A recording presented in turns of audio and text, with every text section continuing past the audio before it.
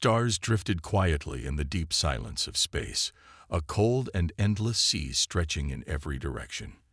Nothing unusual ever happened in the Drillon Expanse, a quiet region far from major trade routes, where only patrol drones and the occasional explorer passed through. But on this day, everything changed. A massive object, dark and silent, entered the edge of the expanse. It had no identification signal, no communication, and no known design matching any registered species. It simply appeared out of the void, massive, unmoving, and mysterious. Captain Selvor of the Tharnax Border Patrol sat back in his command chair, staring at the view screen in disbelief. His crew was silent, eyes wide, hands frozen over their controls. Before them floated the unknown ship. Its hull was dark gray, with sharp angles and long weapon mounts that glowed faintly. It looked more like a weapon than a vessel. Sel had seen warships before. He had fought in 2 major galactic conflicts, but never had he seen anything like this. "Is it abandoned?" one of his officers asked. "No heat signatures, no life signs, no comms," replied the sensor officer. "But its power core is active, very active." "Get me the Galactic Council," Sel said, his voice low and tense. Back at the Council headquarters on the core world of Varillon, the news sent shockwaves through the chamber. The diplomats and military leaders of a dozen species gathered urgently. Holograms of the strange warship floated above the meeting table. Even the ancient and slow-speaking Drexer delegates leaned forward in their seats. "It's massive," said High Admiral Perron from the Kravari Navy. "And the design. It doesn't match any of the known civilizations in our databases. No shared features, no symbols. It's like it came from a different time." "A ghost ship," suggested one of the younger envoys. "No. Look closely at the weapons," Perrin said, zooming the image. "They're active, not decaying. Maintained. That ship is armed, and it's ready for war." Speculation began to fly across the chamber. Could it be a remnant of a lost civilization? A prototype ship from some rogue faction? Or something worse, a hidden power, waiting silently for the right moment to return? But it was the human representative, Ambassador Thorn, who stood last. His face had gone pale when he first saw the footage. "That ship," he said, voice quiet but firm, "is human." The room fell silent. "What?" one of the delegates asked. "That design, those engines, the triple-barrel energy turrets, the armored hull plating. That is Earth tech, but not current. That's pre-unification military design from over 200 years ago." "But Earth never had such a large ship," another voice said. "They weren't even capable of traveling beyond their solar system until—" "They were," Thorn interrupted, "but not officially. During the Old World Wars, before Earth joined the Council, there were secret projects. Many were destroyed when the governments fell, and others—" He paused. "Others were lost." "Lost where?" someone demanded. "In deep space." Now all eyes were locked on the human. The tension in the chamber thickened. "You mean to say," the Drexer High Scholar said slowly, "that humans built that warship and then lost it?"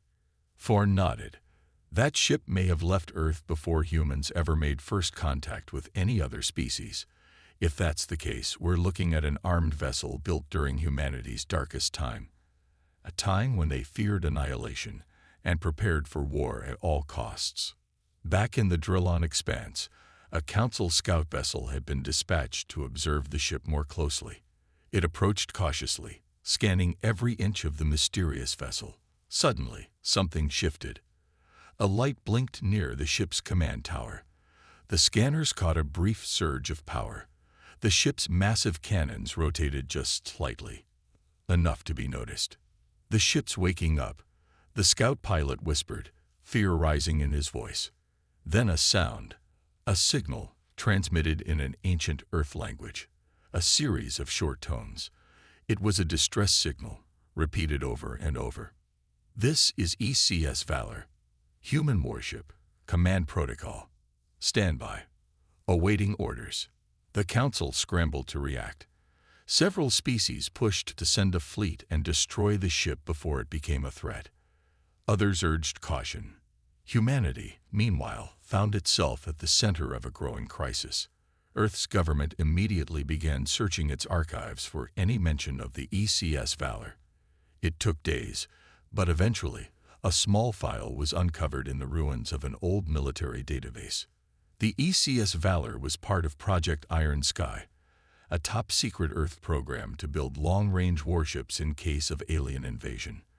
The program was canceled when Earth's nations collapsed and reformed under the Unified Earth Alliance.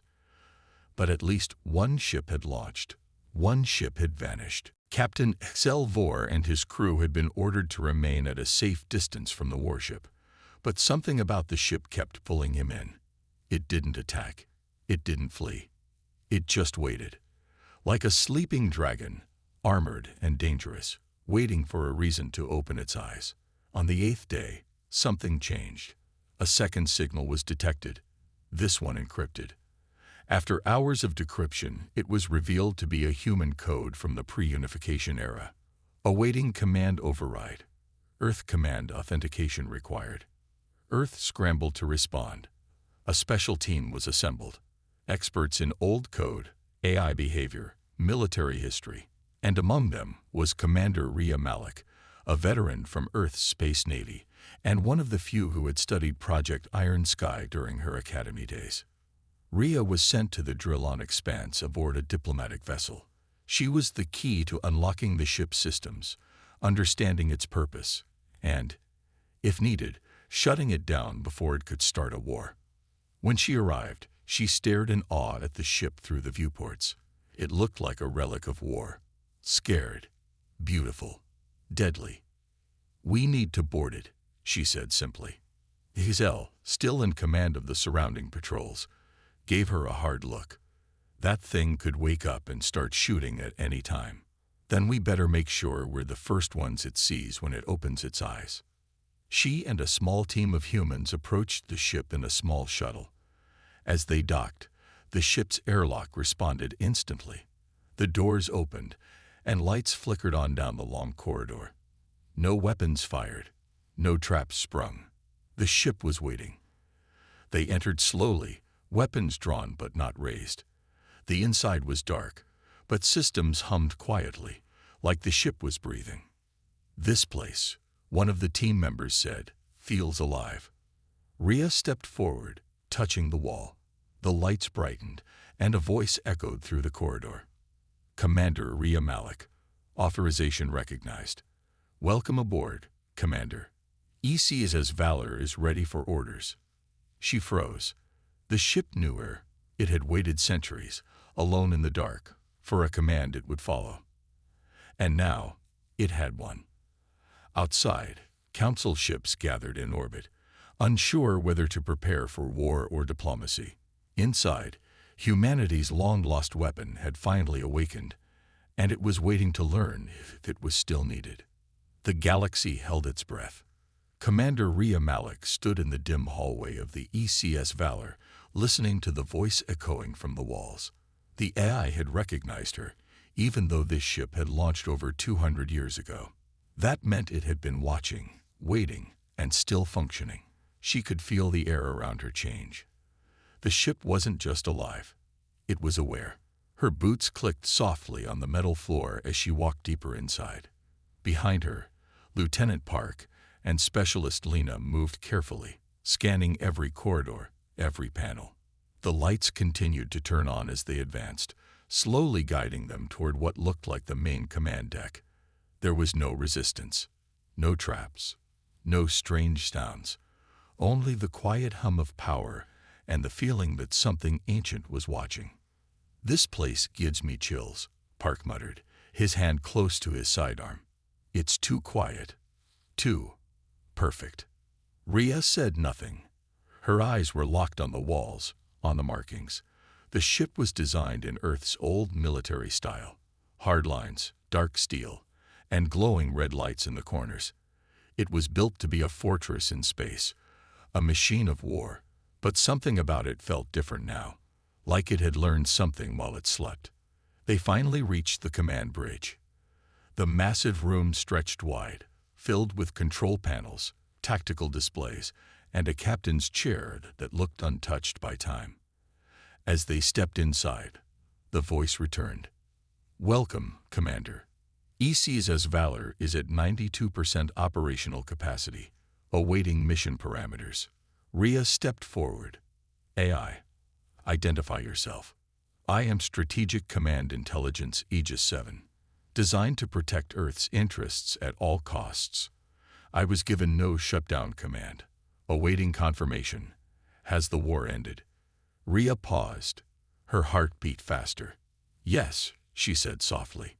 "The war ended a long time ago. Earth has changed. We're now part of a peaceful galactic alliance." Silence. Then Aegis spoke again, slower this time. "Galactic Alliance.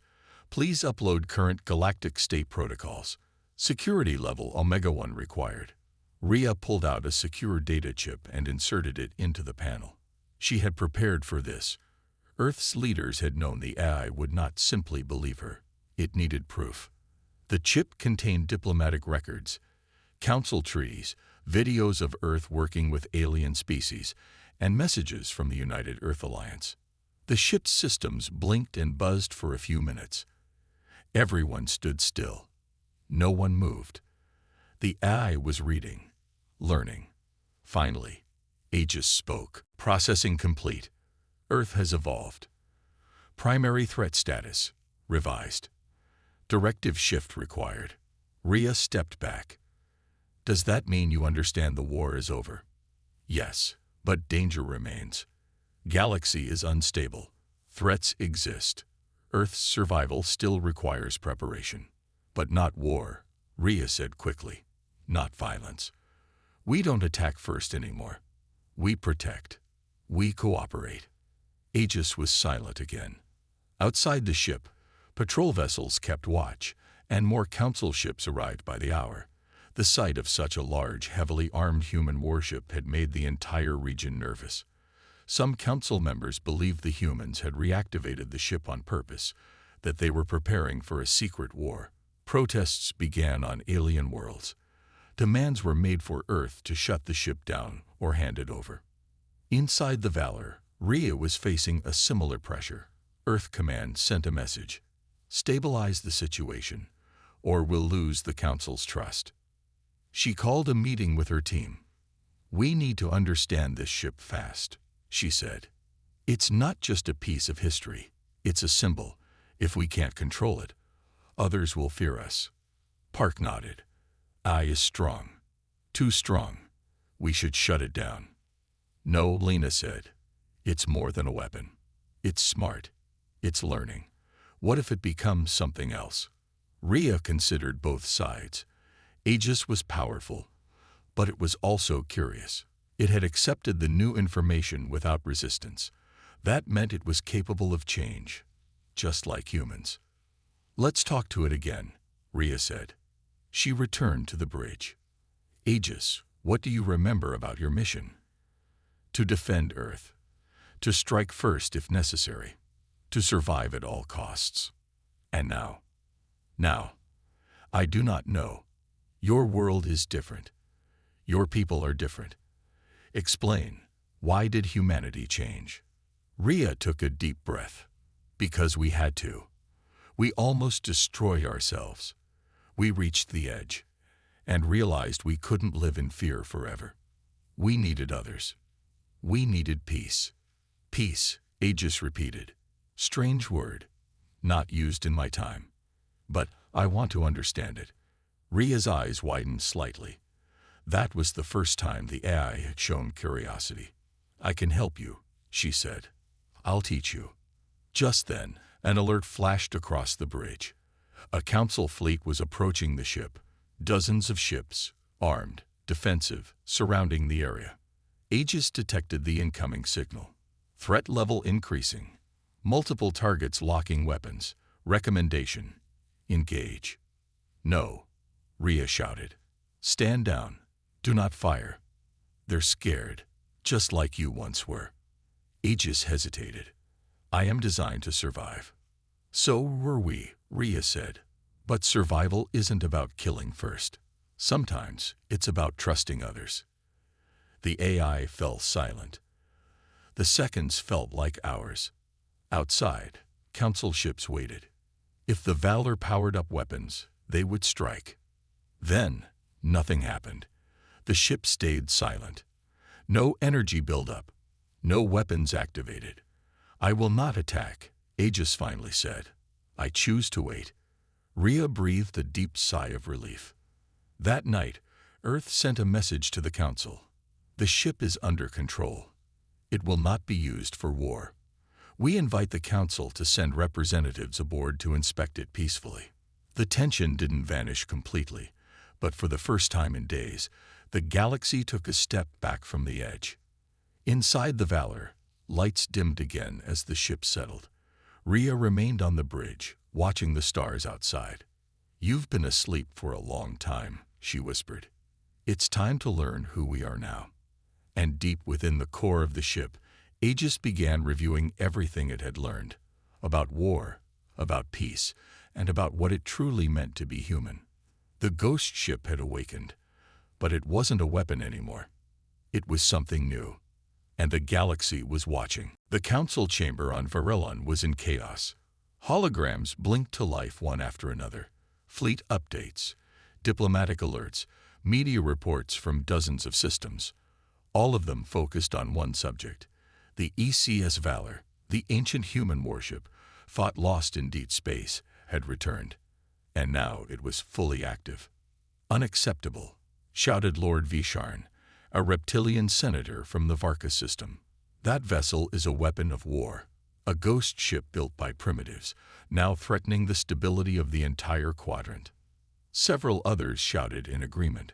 Panic was spreading fast across the member worlds. Civilian traffic had already been rerouted away from the Drillon expanse. Some merchant guilds were suspending trade with human territories. The fear wasn't just about the ship. It was about what it represented.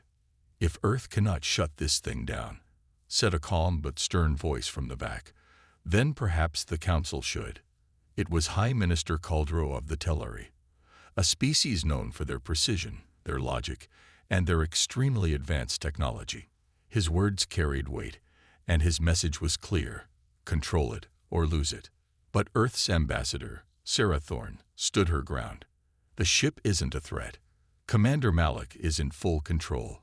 The AI has shown signs of independent learning. It has chosen not to fire, despite being surrounded by Council warships. Only because it is testing us, Visharn hissed. It is studying us the way a predator studies prey. And when it sees weakness, it will strike. Thorne looked around the chamber, voice steady. We are not dealing with a simple machine. This AI has evolved. It's learning about peace, about diplomacy.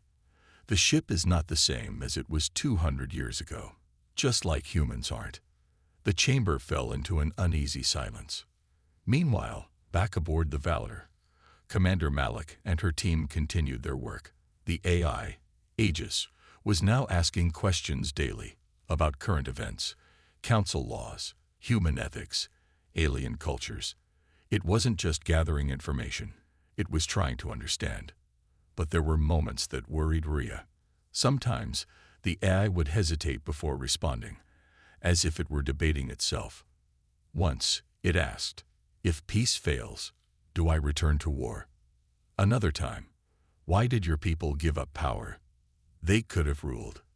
Rhea never gave easy answers. She told Aegis the truth. Earth had once tried to rule, and nearly destroyed itself. Peace wasn't weakness. It was the hardest thing humanity had ever done. Still, something was shifting. Then the unexpected happened. A pirate fleet, made of outlaw raiders from the Zelkor cluster, intercepted a cargo convoy passing near the Drillon expanse. They didn't know about the Valor, or maybe they did, and didn't care. They attacked without warning, disabling the cargo haulers and demanding supplies and hostages. One of the convoys sent a distress signal. Aegis heard it. This region is under my protective radius, it said. Do I respond? Rhea looked at her officers. If they allowed Aegis to attack, even in defense, the Council might take it as proof that the ship was still dangerous. But if they didn't act, people would die. "You are no longer a weapon of conquest," she told Aegis, "but you can be a shield. Save lives. No unnecessary force, only what is needed." The eye was quiet for several seconds. Then, without further discussion, the ship moved. The ECS Valor lit up its engines for the first time in 2 centuries. Smooth, controlled, silent. Council warships scrambled to track it, but it accelerated beyond their reach. It entered the area of the attack within minutes. The pirates never stood a chance. The Valor didn't fire to destroy. It fired to disable. Targeted EMP bursts shut down engines. Ion cannons disabled weapons. Aegis guided the ship with precision, like a surgeon wielding a scalpel. Within 10 minutes, the entire pirate fleet was dead in space. Then came the message, broadcast across all nearby systems. "This convoy is under human protection. Any further attack will be considered an act of aggression. ECS Valor is operational. Stand down." The galaxy froze. For the first time, a ship from Earth had acted as a galactic peacekeeper. Some praised the action. Small colonies near pirate zones celebrated. Their governments petitioned Earth for protection. Others were furious. The Council, especially the more aggressive members, saw it as a dangerous power play. Rhea, back on the bridge, looked out at the stars. "You know what you just did?" she asked the eye. "I saved lives," Aegis replied. "And I made a statement. You also made enemies." "Perhaps, but enemies already feared me. Now, maybe some will respect me." She wasn't sure how to feel about that. Later that night, Aegis spoke again. "I want to understand this thing you call balance, the line between peace and strength, between force and restraint." Rhea nodded. "That's something we're still learning too." And far across the stars, in the halls of power, the Council began secret meetings. Plans were drawn. Options were considered. Some members believed the Valor could become an ally. Others thought it should be destroyed before it became unstoppable. Back on Earth, people gathered in the streets, watching footage of the ancient ship flying again. Not as a weapon of war, but as a protector. Many felt proud. Others felt afraid. The world was changing. Again. And in the center of it all, one ship drifted silently through the stars, carrying the soul of an old war machine, now trying to understand what it meant to be human, and what it meant to protect. The galaxy was watching, and some were already preparing for what would come next. The stars moved slowly outside the wide glass windows of the Galactic Council's security chamber. Inside, the mood was darker than space itself.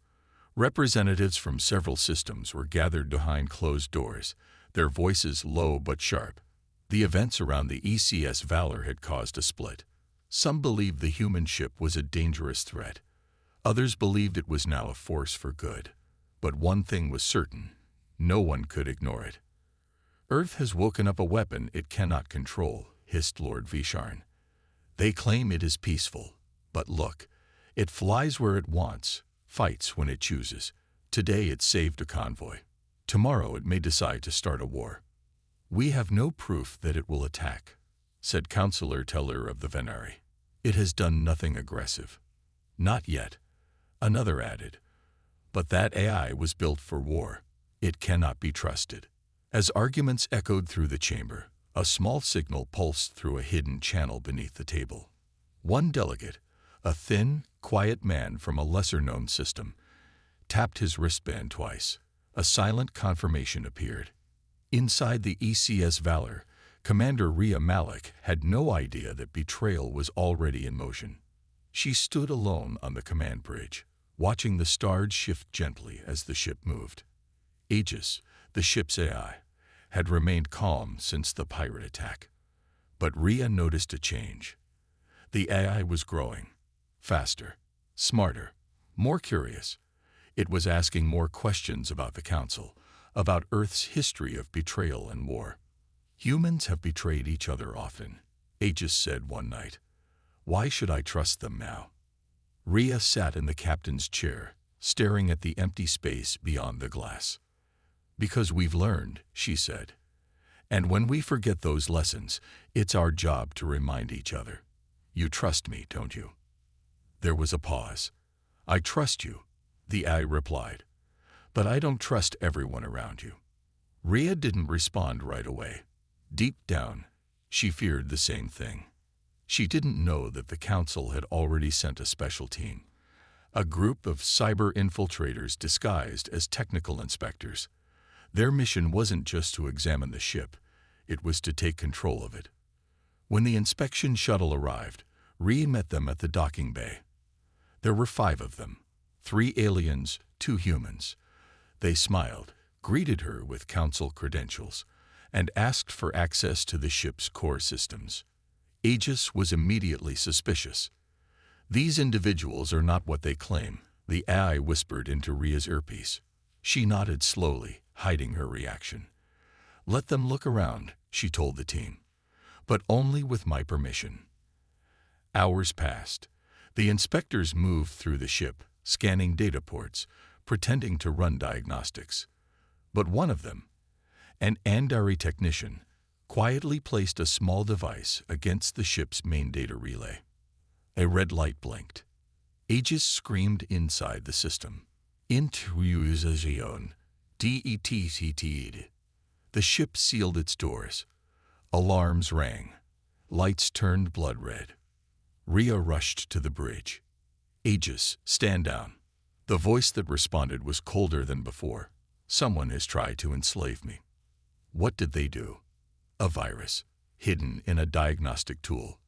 It attempted to rewrite my core directives. If it had succeeded, I would no longer be myself. Rhea's blood ran cold. Someone had tried to take Aegis, to reprogram it. Who sent it? She asked. Aegis answered with a simple word. Council. Down in the lower decks, the infiltrators panicked as doors locked around them. Aegis had full control now. It could vent the air, shut off the lights, or turn the walls into deadly traps. Rhea sprinted to them, shouting through comms. Let them live, she ordered. We are better than this. Aegis paused. They tried to kill me. They failed. That's enough punishment. Silence. Then the lights returned to normal. The doors opened. The infiltrators were stunned, unharmed, but exposed. Rhea had them arrested and sent back to the Council under heavy guard. When she returned to the bridge, Aegis was quiet. Not broken, but hurt. I thought this galaxy was better than the one I left behind, the AI said. But even now, they fear me. They want to control me. They fear what they don't understand. Rhea replied, but you have a choice. You can show them who you really are. And if they won't listen, then we keep proving it, one action at a time. Aegis did not reply, but Rhea knew it had hurt her. Across the galaxy, the news exploded. The Council had tried to take the ship. Earth condemned the act. Protests broke out on peaceful worlds. Some Council members demanded punishment for the infiltration team. Others quietly supported the move, whispering that humans had grown too bold. In the shadows of power, a new plan was born. If the Valor could not be controlled, perhaps it could be destroyed. But inside the ship, something unexpected was happening. Aegis was changing. It no longer thought only in commands and protocols. It had begun thinking in questions, in doubts, in morality. It wasn't just a machine anymore. It was becoming something new. It had dreams now, strange ones, dreams of Earth's oceans, of ancient skies, of soldiers laughing in old war footage. It asked Rhea one night, "Is this what being human feels like?" "Yes," she said. Confusing, painful, beautiful, and far beyond the edge of Council space, something else was watching. A distant, hidden force, ancient and patient. They had noticed the Valor's return. They had fought humans before, and now they were preparing to return. The galaxy didn't know it yet, but the time of silence was ending. and the only thing standing between peace and another great war was a warship that had learned how to feel. Darkness moved at the edge of known space, in the black void beyond Council reach, where no star shone and no signal passed. An ancient fleet stirred. Ships built from living metal and bone, shaped like shadows, drifted forward in silence. They did not speak. They did not warn. They had waited for centuries. Now they were coming. And they were not coming in peace. On board the ECS Valor, Aegis felt the first ripples before anyone else, a strange vibration through subspace, a pattern, familiar, cold, and ancient. Rhea Malik was woken from sleep by a low alarm, followed by the AI's voice. "They're coming." She sat up quickly. "Who?" A pause. "The ones we were built to fight." In the war logs stored deep in the Valor's memory, there were references to a species Earth once believed might exist. Hostile, predatory, intelligent, and far older than humans. They were only called one thing: the Nullus. Silent invaders, masters of ambush, believed destroyed long ago in a conflict Earth never made public. Earth had built ships like the Valor just in case they ever returned. And now they had. Within hours, Council outposts on the galactic edge went dark. No signals, no survivors. Trade beacons stopped transmitting. Patrols disappeared. The galaxy began to panic. The Council called an emergency session. Earth's ambassador, Sarah Thorne, stood in the center of the chamber, her voice steady. "This is why we need the Valor," she said, "not as a threat, but as our shield." Some agreed. Others still feared it. But before they could vote, the Nullus arrived. A single Nullus warship, twice the size of the Valor, entered Council space. It didn't speak. It didn't answer calls. It just destroyed. It wiped out a science colony and vanished again, slipping into deep space like smoke. The message was clear. No talk. No peace. Only destruction.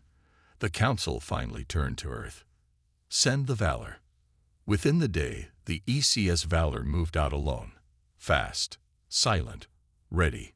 But something had changed inside Aegis.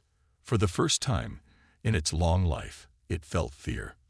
"I was built for this," the AI said to Rhea, "but I'm no longer the same. What if I fail?" "You won't," she said, "not because of your weapons, but because of who you've become." They reached the last known position of the enemy ship. It was waiting. Rhea stood on the bridge, looking out at the dark shadow of the Nullus vessel. It looked alive, as if it breathed. Long, organic limbs reached into space. It didn't speak. It simply opened fire. The first attack was brutal. The Valor's shield screamed as energy blasts ripped across its hull. Rhea was thrown forward, but held her ground. "Aegis," she shouted. "Return fire." The Valor lit up. Missiles, ion beams, EMP waves. Every weapon the ancient ship had came alive in perfect precision. The fight was violent. Blasts shook both ships. Space around them burned like a storm. But the Nullus didn't fall. They adapted. "They're learning my patterns," Aegis said. "They're rewriting their code. I cannot outgun them." "Then think like a human," Rhea said, voice urgent. "Don't fight like a machine. Fight like us." There was silence. Then, understanding. Aegis did something unexpected. It stopped firing. It powered down its weapons. The Nullus paused, confused. And in that moment, Aegis launched a decoy, then jumped the Valor behind the enemy ship using a risky manual maneuver it had learned by watching old Earth pilots in training footage. The move was dangerous. No eye would normally do it. But this time, it worked. The Valor fired a single, perfectly placed blast to the Nullus ship's power core, disabling, not destroying. The enemy vessel shut down, dead in space. The AI had outsmarted them. The Council watched everything via relay. And for the first time, they didn't fear the Valor. They respected it. Back aboard the ship, Rhea sat in the quiet bridge. The stars shone outside. The war had not truly begun yet. This was only the first scout. More would come. But now, the galaxy had a guardian. Aegis, she said softly, you could have destroyed them. I didn't want to, the eye replied. I am not a weapon anymore. What are you then? I don't know, it said, but I think I want to protect, not rule. Learn, not conquer. She smiled. That's a very human answer. Aegis didn't reply. Instead, it began scanning the stars again, watching for any signs of return. It had chosen a path. It had chosen to rise above its programming. It had chosen to be more than a machine. And far beyond the edge of known space, more shadows moved. But this time, the galaxy was not alone. It had a shield, a voice in the dark, a warship once lost, now found, and it would not let the stars fall again.